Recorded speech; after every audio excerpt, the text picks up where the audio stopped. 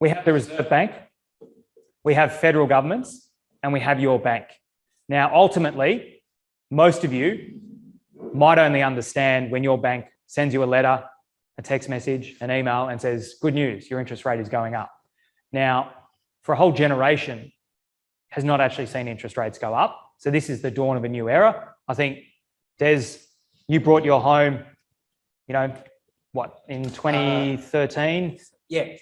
2013, was it? 15? 15? Yeah. So you've only seen interest rates go down.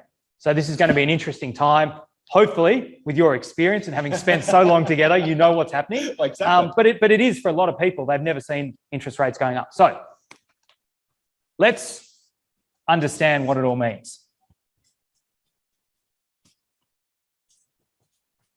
There is this all-important thing called CPI, Consumer Price Index. Now, that is a fancy statistic, but effectively what it is what is the increase or decrease in the basket of specific goods and services that we, as ordinary Australians, spend and take on.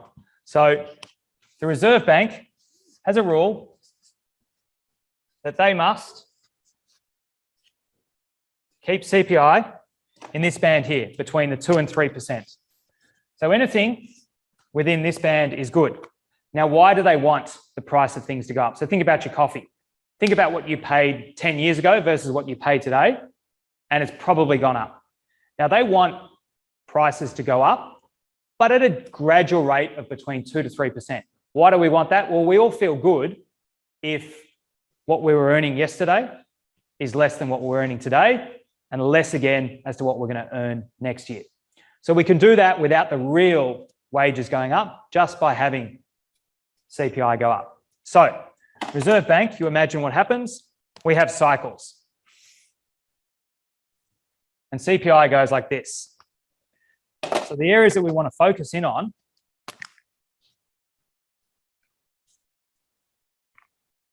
are these two sections here.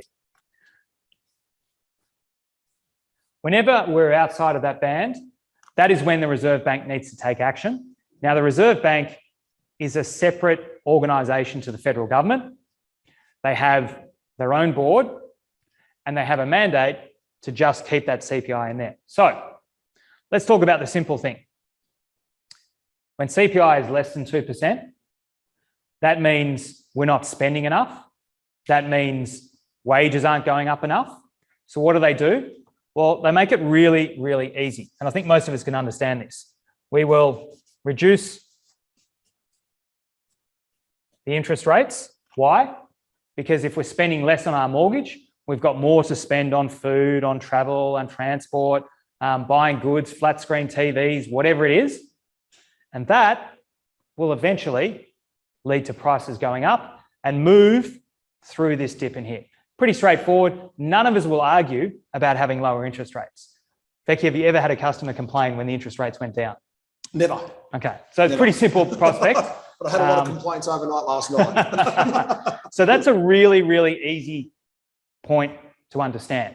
However, this is where it gets complicated. As soon as CPI is greater than 3%, the Reserve Bank is into its danger zone.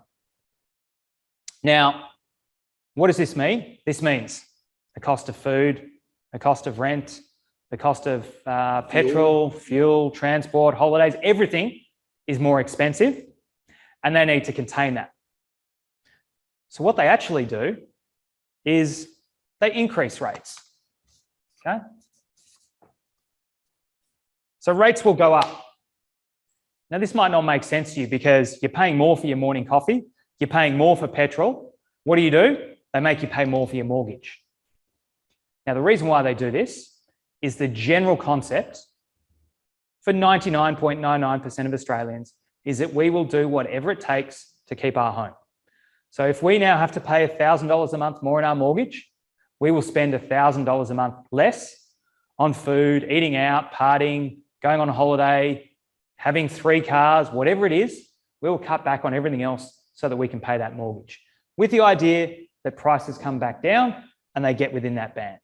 So that is the theory, okay? How do we make this simple so you can understand?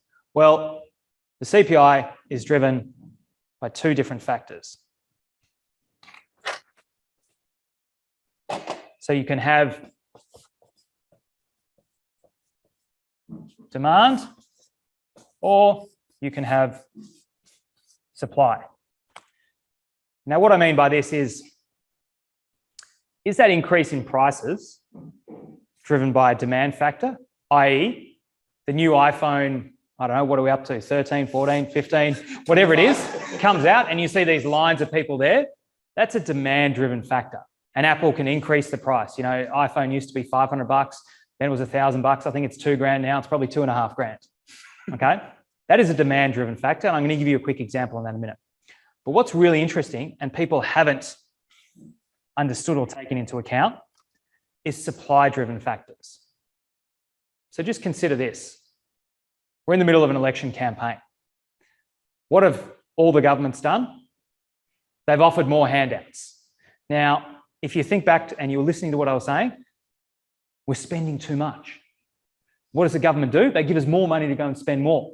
And why do they do that? Because they said, oh, the cost of living is going up. But that is counterintuitive because the Reserve Bank is increasing interest rates, so we don't spend as much. What does the government do? Gives us more money to spend. Not that intelligent, is it? Supply side factors are very different. There's two main things you can think about that are actually leading to the increase in CPI, and they're outside of our control. And I think that's why most of us are feeling a little bit uneasy. Sure, interest rates might need to go up and normalize a little bit. You know, we're out of the pandemic, but we still need to think, are we actually that well off? Maybe, maybe not. Supply side factors, there's two things. The war in Ukraine with Russia has reduced the supply of oil. Now that's pushed up petrol prices, okay? We all know that, it's pretty easy. Most of us have to go and get petrol. They've skyrocketed, but that's not because we're driving more, all right? In fact, we're probably driving less because it costs too much. So that's not a demand-driven one. That's a supply. It's gone up. It's outside of our control because the amount of oil in the world is being reduced. The second biggest supply factor is where does most things get made? Des? My country. China. And what's happened in China? Everyone is locked down. And this isn't like a little Victorian lockdown that we all thought was terrible. Des, you were telling me this is a real lockdown. You're in your home, you cannot go anywhere. So all of the shipping, the exports, the imports are not happening from China. So what's happening? That's again a supply-driven factor. We're not after more things from China. We're not after more supplies. We're not after more materials necessarily. You know, sure there are some things, but there's just less out there, which means prices go up. Simple economics, demand versus supply. And I think what most of us are feeling is that the current increase in CPI is probably driven more by supply factors than demand factors, which is why we're not feeling that strong and solid in our hip pocket. So I just want to give you an example of a demand and why the Reserve Bank increases interest rates. Okay. Becky, slim, trim, handsome man, eats out 3 times a week. Far too much. Okay. He's got a family of 5. And let's say he spends on average $150 an outing. Okay. Interest rates go up. He's now paying an extra $600 a month in his mortgage. So what does he do? Well, he doesn't eat out 3 times a week. He only eats out twice a week. Offsets it. What happens? Well, there's a flow. Okay. The poor cafe or restaurant owner, what does he do?